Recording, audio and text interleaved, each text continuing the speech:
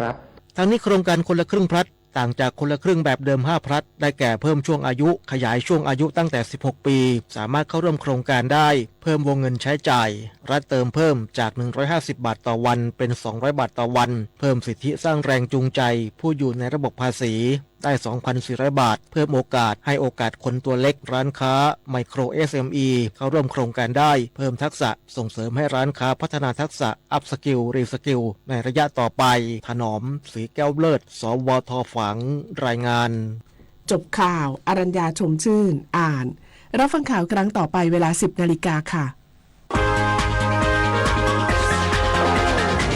ติดตามข่าวที่นำเสนอไปแล้วได้ที่ www.thainews.prd.go.th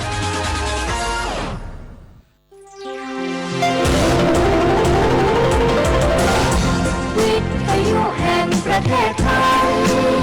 ให้ความรู้คู่ความสุข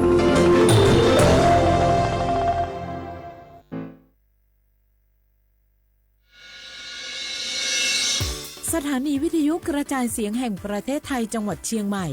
AM 1476 กิโลเฮิรตซ์สถานีวิทยุภาคภาษาชาติพันธุ์แห่งเดียวในประเทศไทยที่มีความทันสมัยเชื่อถือได้สร้างอัตลักษณ์กลุ่มชาติพันธุ์สู่สากล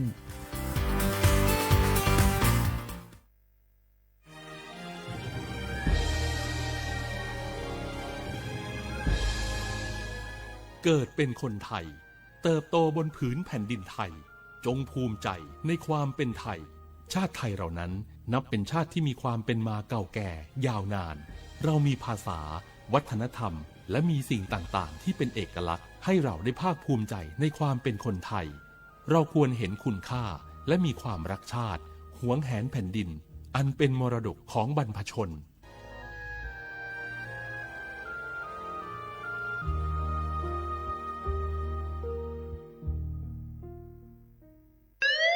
คุณผู้ฟังคะทุกวันนี้มิจฉาชีพมาในรูปแบบใหม่ๆมากมายที่เราอาจคาดไม่ถึงผมเนี่ยก็เคยโดนมิจฉาชีพโทรมาบอกว่าเป็นเพื่อนสนิทแล้วขอยืมเงินโชคดีนะที่เพื่อนคนนั้นอยู่ด้วยกันกับผมเลยรอดหนูก็เพิ่งโดนโทรมาบอกว่าเป็นตำรวจบอกว่าหนูมีคดีเกี่ยวข้องกับยาเสพติดแล้วก็ต้องโอนเงินไปเพื่อเคลียร์คดีโชคดีที่ตั้งสติแล้วก็ตรวจสอบก่อนไม่อย่างนั้นเงินเก็บหนูคงหายหมดแน่ๆเลยหากมีคนอ้างว่าเป็นเจ้าหน้าที่หรือให้โอนเงินอย่ารีบเชื่อต้องตรวจสอบข้อมูลกับหน่วยงานโดยตรงห้ามโอนเงินหรือให้ข้อมูลส่วนตัวเด็ดขาดและอย่าลืมนะคะว่าถ้าหากพบข้อความหรือโทรศัพท์แปลกๆให้แจ้งเจ้าหน้าที่ที่สายด่วน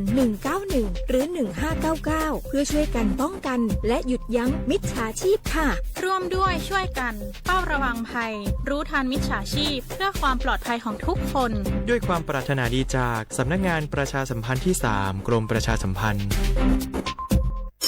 กู้ภัยโทรมาบอกว่าป่อน้องรถแฉลบน้องบ่คิดบ่ฝันเลยว่าวันนั้นจะเป็นวันสุดท้าย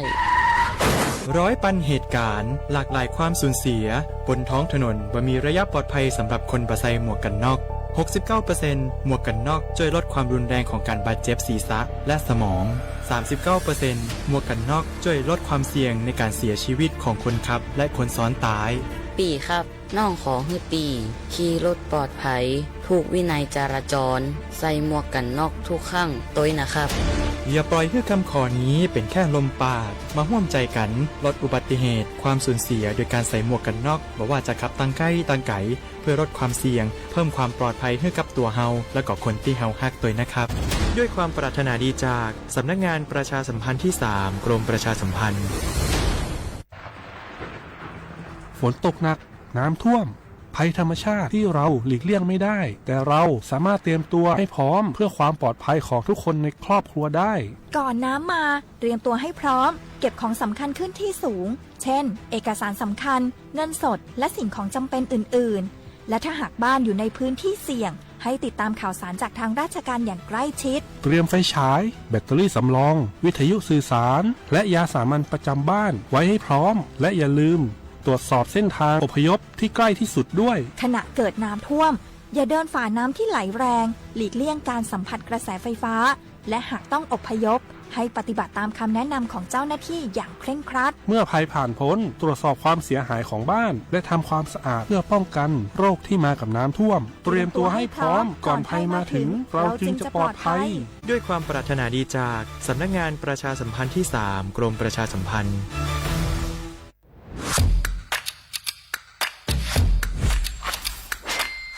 กลับมาแล้ววันนี้กับโครงการคนละครึ่ง plus รัฐออกครึ่งประชาชนออกครึ่งช่วยเศรษฐกิจไทยหมุนเวียนเติบโตถ้าเราช่วยกัน plus ต่อยอดให้เศรษฐกิจไทยเติบโตอย่างยั่งยืนด้วย5 plus plus ที่ 1 เพิ่มช่วงอายุผู้เข้าร่วมโครงการจาก18ปีเป็น16ปี plus ที่ 2 เพิ่มวงเงินใช้จ่ายจาก150บาทเป็น200บาทเพิ่มพลังซื้อของประชาชนเพื่อกระตุ้นการหมุนเวียนในระบบเศรษฐกิจฐานรากลดภาระค่าครองชีพ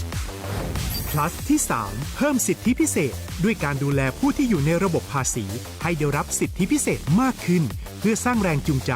ให้ทุกคนร่วมอยู่ในระบบอย่างโปร่งใส plus ที่ 4 เพิ่มโอกาสให้นิติบุคคลขนาดเล็กเข้าร่วมได้ให้ธุรกิจเติบโตเป็นกำลังสำคัญของเศรษฐกิจไทย plus ที่ 5 เพิ่มทักษะใหม่เพื่อพัฒนาให้ร้านค้านำความรู้ใหม่ๆมาช่วยเพิ่มยอดขายลดต้นทุนเรียนรู้เติบโตและปรับตัวไปกับเทคโนโลยีใหม่เพื่อสร้างเศรษฐกิจที่แข็งแกร่งจากคนละครึ่งสู่คนละครึ่ง plus ไม่ว่าจะสั่งข้าวคนละจานชาเขียวคนละแก้วขนมเค้กคนละชิ้นหรือหลายๆชิ้นก็ใช้ส่วนลดได้ทันทีสูงสุดวันละ200บาทแถมใช้กับฟู้ดเดลิเวอรี่ก็ยังได้สำหรับประชาชนไทยอายุ16ปีเป็นต้นไปสมัครรับสิทธิ์ผ่านแอปพลิเคชันเป๋าตังวันที่ 20-26 ตุลาคม 2568สำหรับร้านค้าที่สนใจร่วมโครงการสมัครได้ผ่านแอปถุงเงินวันที่ 15 ตุลาคมถึง 19 ธันวาคม 2568 แล้วเตรียมพร้อมรับลูกค้าจากทั่วประเทศเพราะนี่คือโครงการที่คนไทยทุกคนช่วยกัน plus เพื่อให้เศรษฐกิจไทยโตไปพร้อมกันโครงการคนละครึ่ง plus ดำเนินการภายใต้เป้าหมายที่ชัดเจนของรัฐบาลในความต้องการกระตุ้นเศรษฐกิจลดภาระค่าครองชีพให้ประชาชนและยกระดับศักยภาพผู้ประกอบการไทยให้พร้อมในยุคดิจิทัลโดยยังคงยึดหลักความโปร่งใสตรวจสอบได้และป้องกันการใช้สิทธิ์ที่ผิดวัตถุประสงค์คนละครึ่ง plus เพิ่มพลังเศรษฐกิจไทยพร้อมโตไปด้วยกัน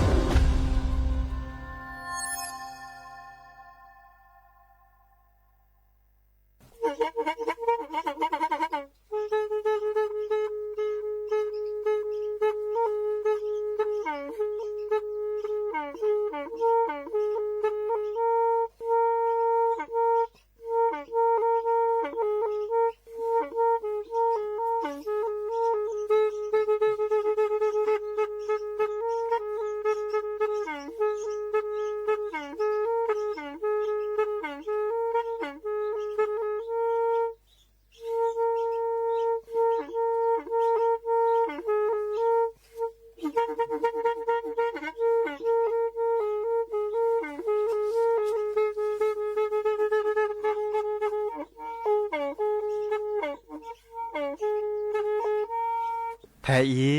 วิทยุกลือหลอกก็จะแตะเวกีแม่ตะกะทนลิกจานยุ้ยชื่อคือกิโลเฮิรตซ์ตาเชอกระต่อเปอปากระหลือปากระยอกหลอกตืออีสู้อเมญาเปก็เห็นเหล่านั้นแล้วตาสูมือซ้ำมือตากระเจาะตาแลกแก็บดูแก็บโผล่และติเลื่อนนกออัตโคเนและกนาหลอเจอบาค่าคือตาสูมือซ้ำมือสก้อเนาะ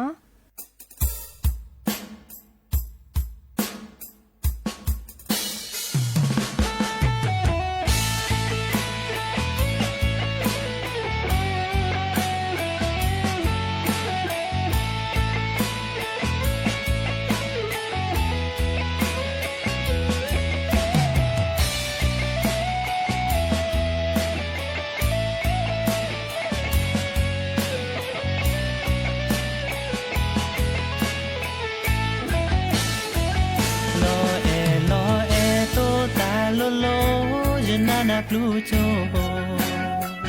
เมื่อก็นอไม่โหซอซาคือตาราในตาเปิดดอเดินนา le tene ja cho cho te na te le sa lo ti kla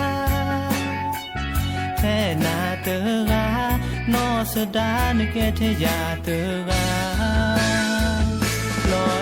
lo e to ta lo lo we asa te lo to do ja vi le che lo khi le to do da pa ga qua ya se phu kha ko pha chwa to kwa ko ki ya a ta lo ti kla ke e pa ga to e ya le ba mi no mi te ne o me o chi te lo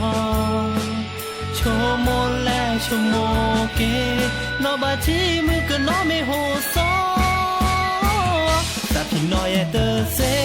mu ke no le me ho so ma ba po ye sa bo ka ye sa na ba ka la chwe ta o mu i su nya ne ke ma sa ro di le lo khe o me o chi te wi te che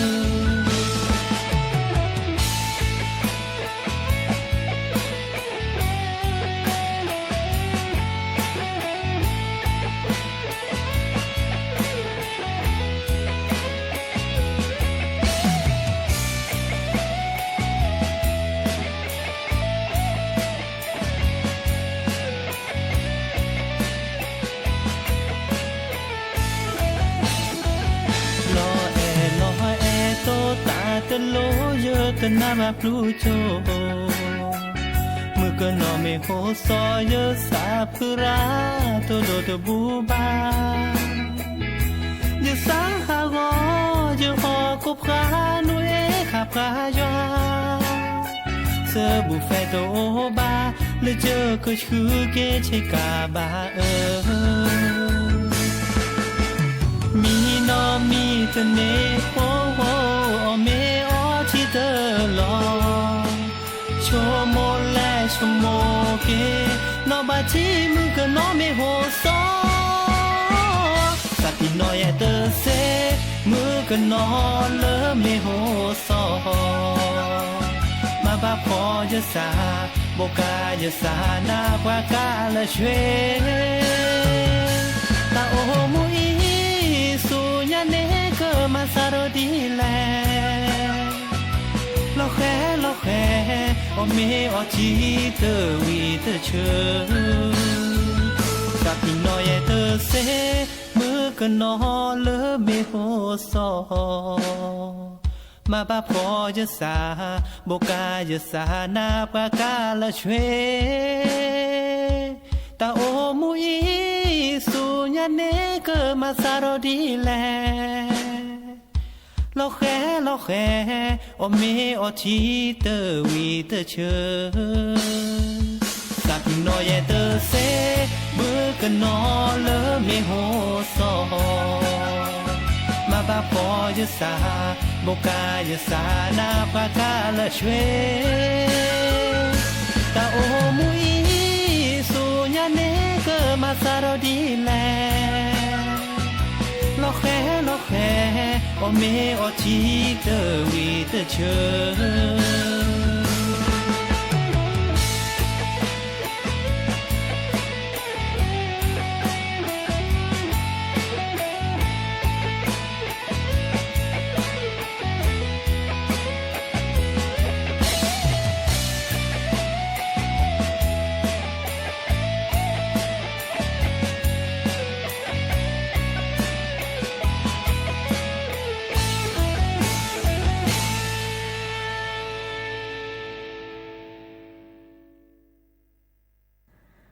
โอมือชอปเปอร์ดอกบือแหวมือราพาตีพือพีก็ราบาตุกอลซาเดียพอโมลาวารัญญาไฟไพโรดแพลวิทยุกลือลอกจแต่เวกีแม่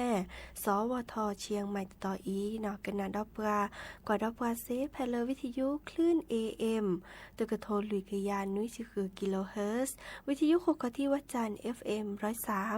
103.50 เมกะเฮิรตซ์วิทยุพบาโค FM 104.25 เมกะเฮิรตซ์ออนไลน์ต่อคอลเลอร์แฟนเพจ Facebook สวทเชียงใหม่ AM 1476 KHZ เนาะโอแกสกอลซาตาชกตอคอควินารีและตือเลอร์อนาริตชีฮัลละคอปาคือนารีและตือเลอร์นุยนารีแม่เมตาชกตอไกอีเนซิตเนแฮตุลอคอเชอร์บุพอยโพซิโซโดวาเนาะเมื่อจากคือออทอตากุบากุเซตาซุมุซามือเมื่อเลือกเกลตาเนาะดินิจานีโอแกสกอลซาเนาะกันนาตากุบากุเซเนาะตาซุมุซามือและกยอกยอเนาะดินิจานีอัตโคเตแค่ก็กาลสตับเวอีและกันนาดอตาซุมุซามือเลิกกะเคอเนาะ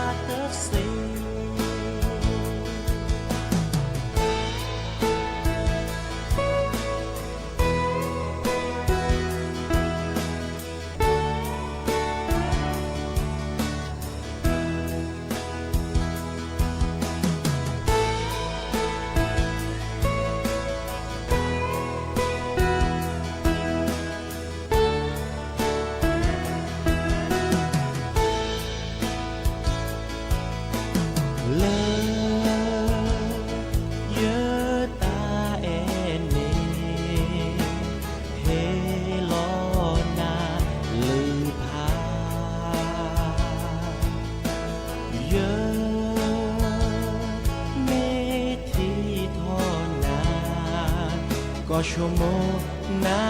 ก็เติดเสก็มือนี้ดอกก็มือหน้าตาแอเลยแอครบสู่หน้ามือตอนนี้ก็แลแต่เอื้อหน้าโอ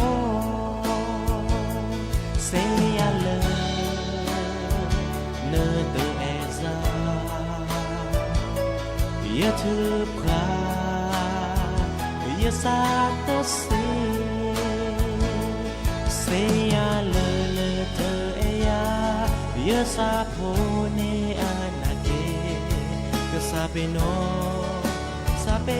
นาตะเสียเลยเธอเอยาอย่าสาโพเนอานาเกก็สาเปโนนาตะ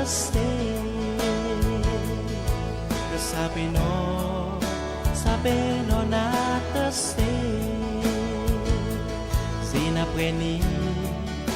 Que ete nata rao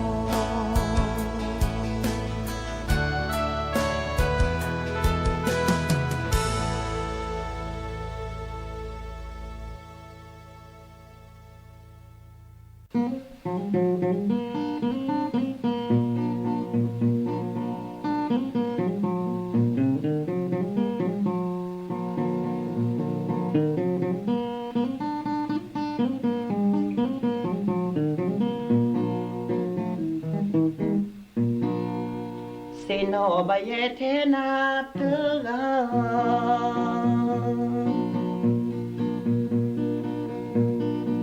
โชโมบากิอุโมโกกาเซโนบาสึโกนิโชโมบาสึโกกาซาเวโวเซโทโม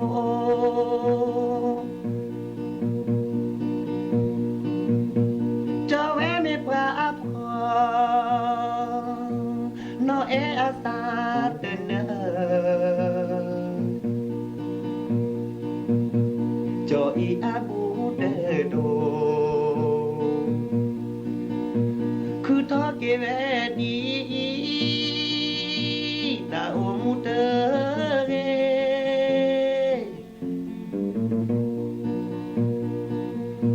se no ba ye the na te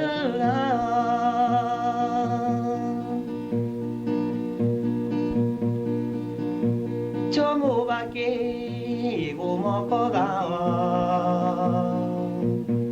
se no ba su ko ni cho mo ba su ko ga sa we wo ze tho mo ta le ze ko e na lo ko wa jo I abu de do Comuni de nila de disco se no vayete natuga chomo baki umoko ga se no bazuko ni chomo bazuko ga sabe was Tomo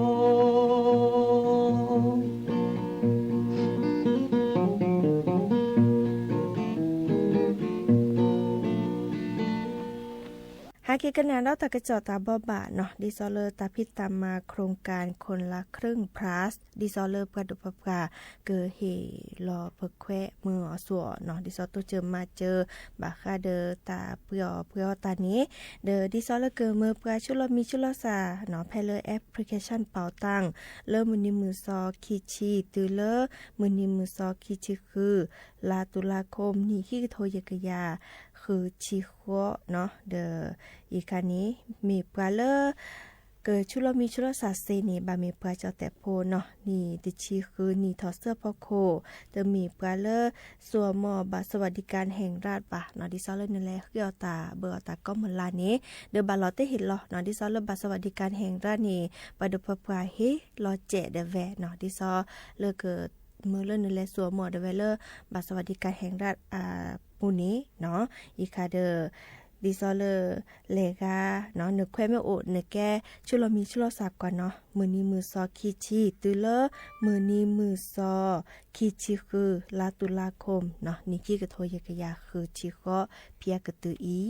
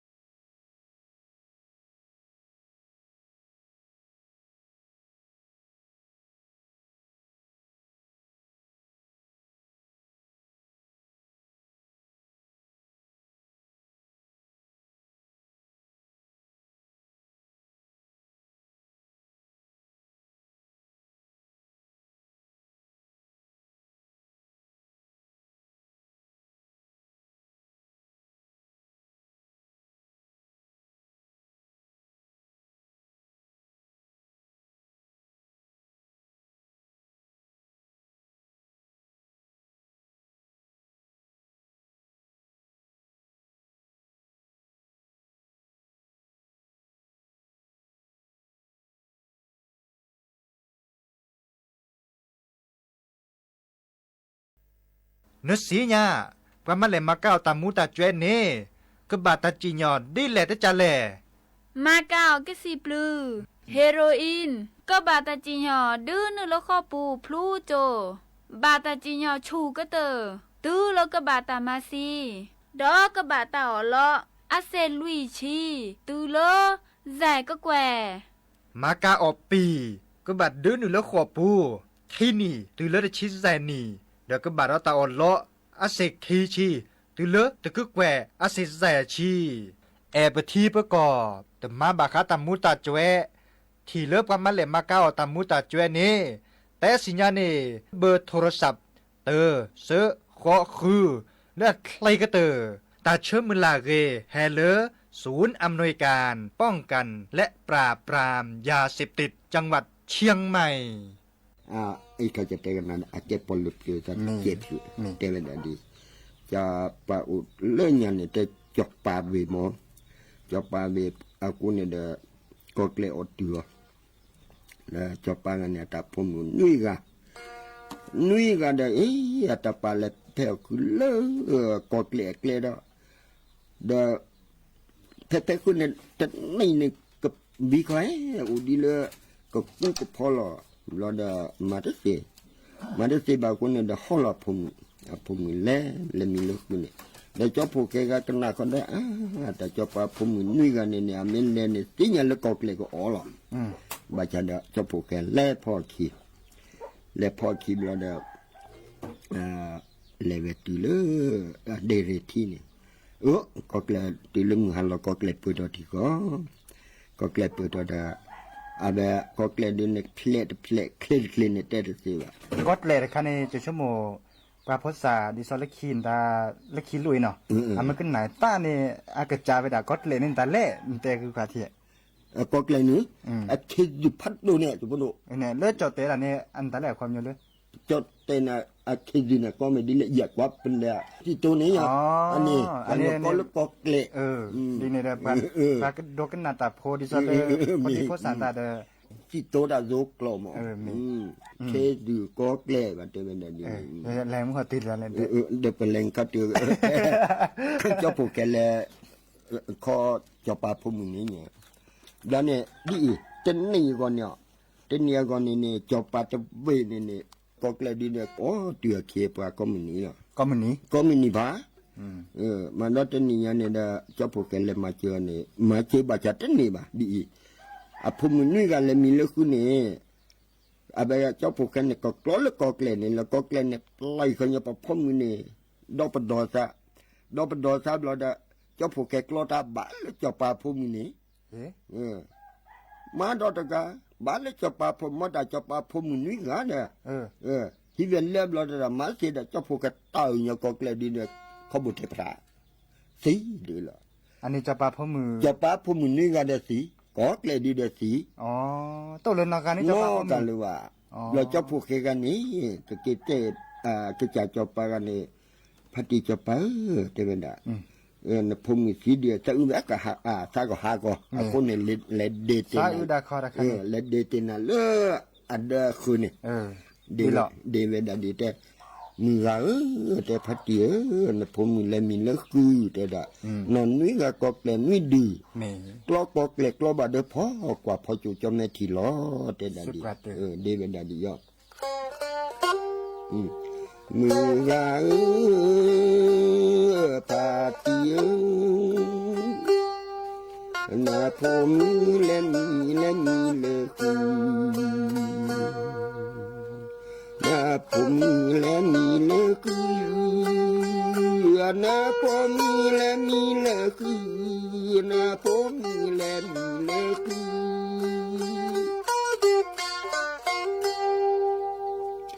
นอนนี่ก็เกลนี่ดีนอนนี่ก็เกลนี่ดีนอนนี่ก็เกลนี่ดีนอนนี่ก็เกลนี่ดี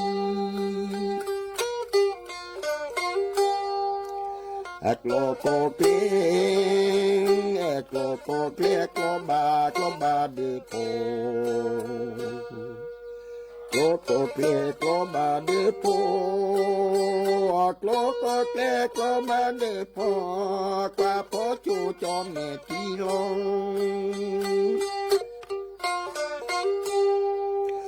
กว่าพอจู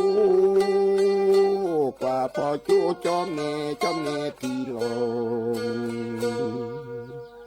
โลโกเกลโลมาเดโพโลโกเกลโลมาเดโพกว่าพอจูจอมแม่ที่ลง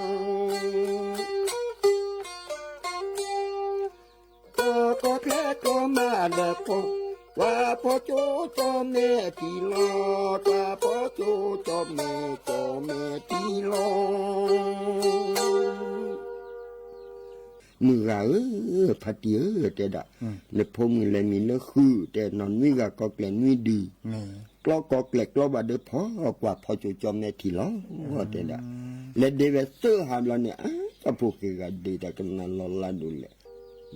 เดือนนี้ดอดีแล้วนี่พัติจอปาบแล้วนี่อะไรก็ไปดับกันนี่แต่อะไรเจอต่อเจอหาหายาวแต่หาหนาหูดับแต่หาหนาหูก็พวกกันดีแต่กันนะหนาหูแต่กันแล้วนี่เจอหาแล้วนี่ใจจอพวกแกเทวดาดีพอดูจอพวกแกเนี่ยดีแต่กันดีเลยกันเล่นเนี่ยแต่ก็ปัจจัยละสมุมุนน้อยที่นั่นเดลลอกิลอสุดิสิโยแต่จะพูดมึงนี่กันเนี่ยสิ่งที่ดีเลยจ้ะล่ะเราแบบเตก็คิดว่าดีพัดดีแต่ละจะที่เนี่ยเล่นมือเราเนี่ยพูดมึงเนี่ยก็เกลก็โอ้ชั่วโมงเล่นมาจีน่ะบางทีเด็กก็เกลดีเนี่ยคลิปเพลเนี่ยแต่สิบ่าแต่เล่นไม่เนี่ยพูดมึงเรามีเนี่ยมีพูดพี่เนี่ยชั่วโมงจะก็กล้อเนี่ยไล่เนี่ยพูดมึงจะก็กล้อได้ไล่เนี่ยพูดมึงได้ประดอเวจะกล้อบ้าเล่นเนี่ยพูดมึงเนี่ยเรื่องนั้นผมนี่กันนี่จะกล้อเนี่ยสีเล็บผ้าบาดเจ็บก็เลยดีจะกล้อสีเขียวโดยปัจจุบันเดียดีพูดโดยเฉพาะคือตามลุตาพูลีเต้นเนี่ยก็นี่จะเคยกันเนี่ยสีลักจาลักโถเท่านั้นดีเนี่ยเทจะผมนี่ก็เลยดีเนี่ยไม่สีดูตามลุตาพูลีเท่านั้นดีเนี่ยแล้วเนี่ยพูดโดยเฉพาะกันดาสมุทรเจ้าชมมันปัจจุบันก็มาเสียเชื่อมั้งว่าจะได้ว่าปัจจุบันมาเสียแต่ไม่ดีเนี่ยมีแต่บ้านนั้นมีบ่จะพูดโดยเฉพาะแก่จะพูดคว้าเท่านั้นดีแล้วเนี่ยเกี่ยวกับดูปัจจุบันนี่จะพูดจะเกี่ยวกับดูปัจจุบันเนี่ยแต่พูดกันเรื่องเนี่ยแต่พูดจมูกเด็กอยู่กันพูดแค่พูดจมูก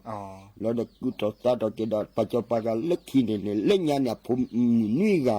มันเล็กทีเนี่ยผมเด็กขี้ก็แค่เราไปตลุแล้วเนี่ยจะพูดแค่ก็ไม่แค่เราเวลามาพี่เนี่ยเด็กเปิดแค่ที่เปิดแค่ก็เด็กcái chả cho lên nhà có mấy cái chả này là có là kia lớp bà mi pra chả miếng nhỉ cái trò cái đó có lò chả không có nó mi mà đi nè cái tầm mặt chữ phát đồ đi tầm mặt chữ được hay nè bước qua nó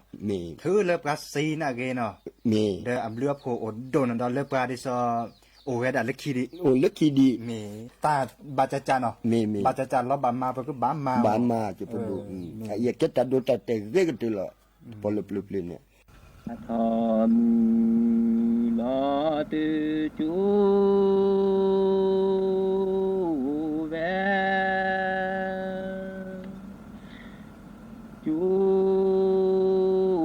về cái lư đơ phò tư piao lệ phò má pia na về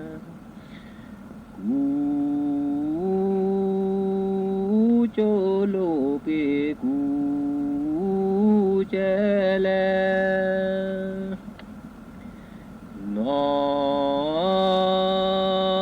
sơ nè và mi cô lo lê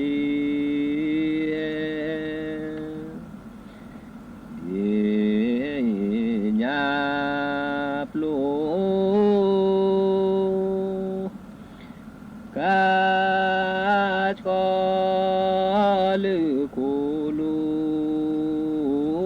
pa lo ra va po lu va cho cô pla lư le ba nè ba nè li phò li la เปียวเฮลือยอจอกอนาเชเลหาตาจู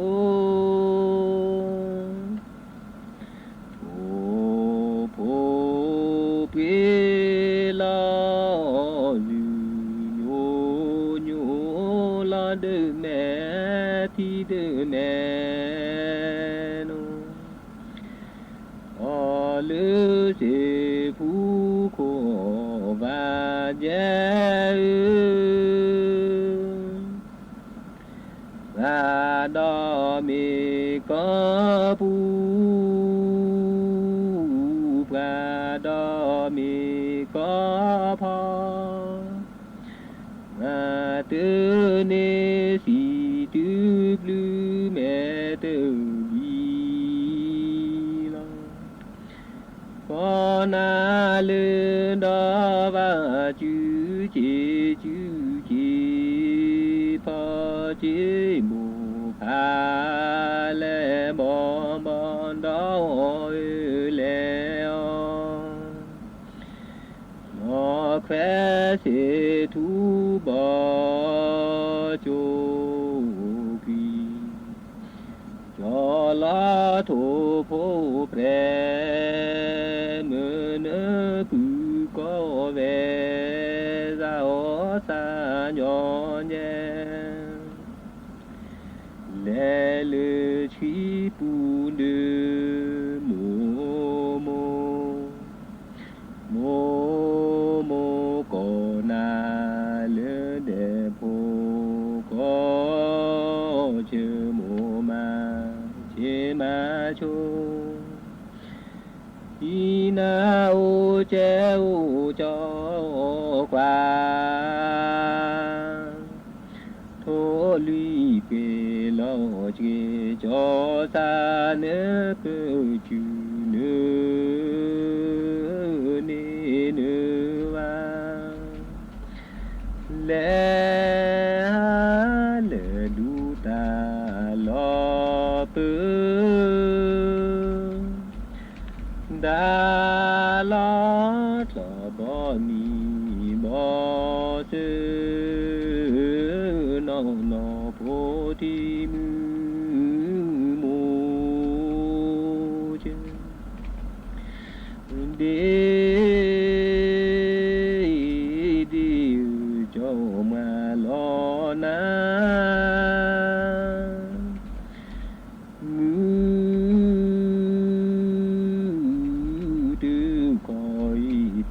แค่เนื้อเนื้อเนื้อเยเนื้อซาเนื้อเกินเนื้อพอ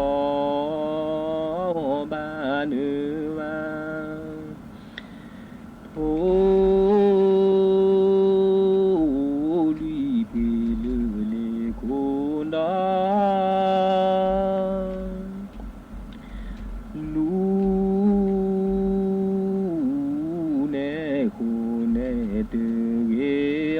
เนื้อดอลจอลีย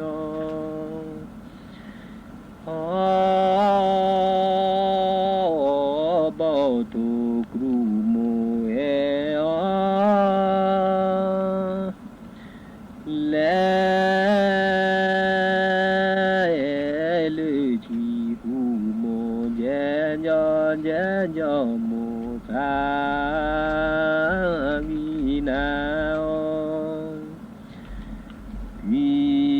ลา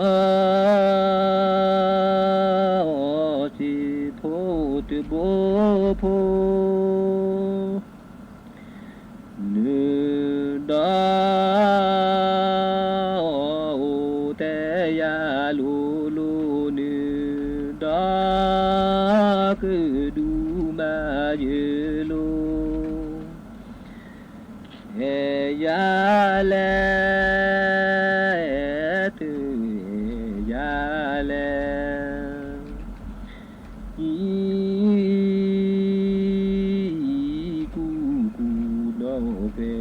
าเลอามิโอเลผู้ซาลูเกผู้ซา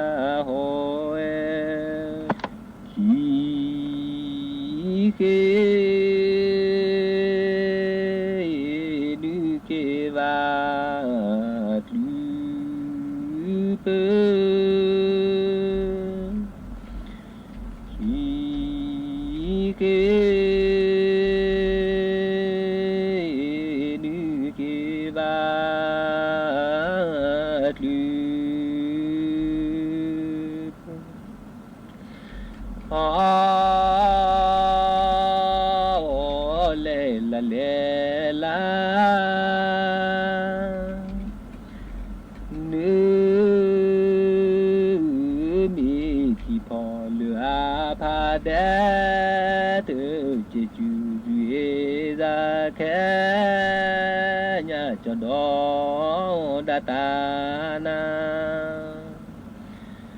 khe nhà nữ kia nó à đê khe nhà nữ kia nó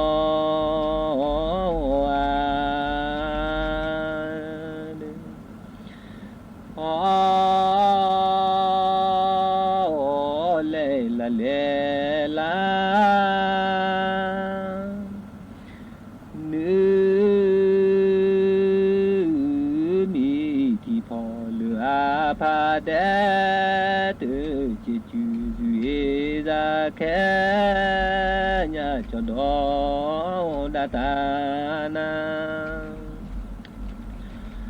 a bu mu tu ba đó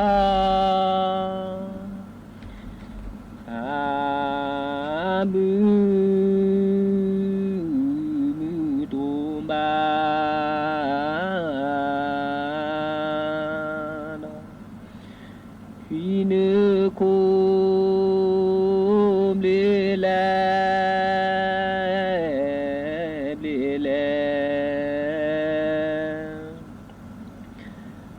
la nữ mẹ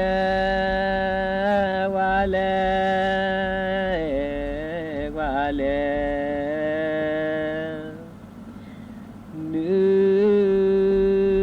chỉ từ mò từ nhẹ để khẽ nhà cho đó sự ba thế khẽ nhà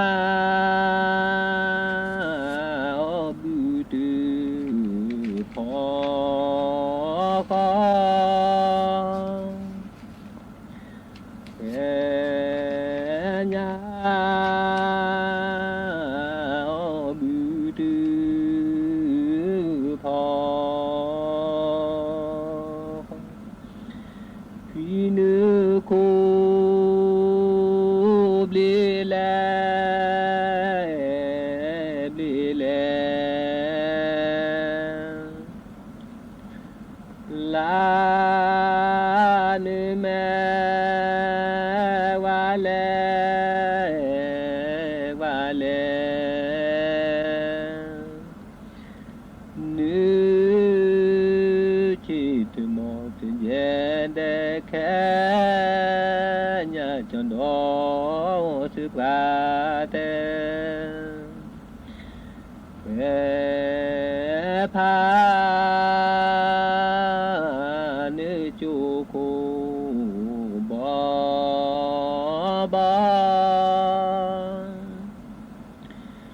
khẽ pha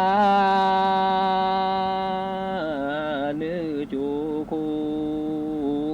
bò bé lư cha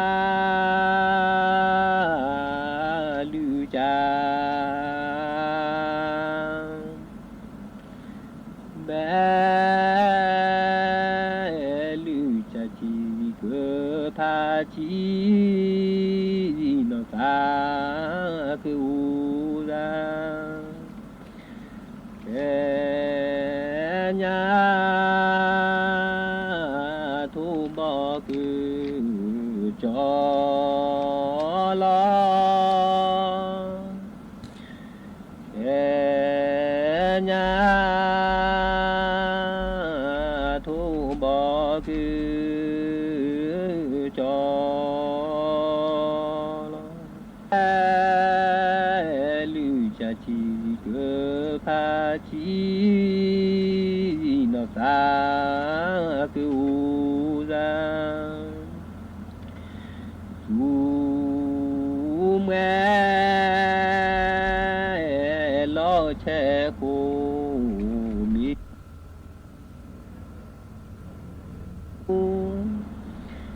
สูแม่ลอแชคูมีเนื้อจืดบ่แลบ่แลแจลอลุที่สนอแกลอก็ตุบ่พอนาแลแค่ สถานีวิทยุกระจายเสียงแห่งประเทศไทยและเครือข่ายทั่วประเทศเสนอข่าวต้นชั่วโมงรู้เร็วรู้จริงเกาะติดทุกสถานการณ์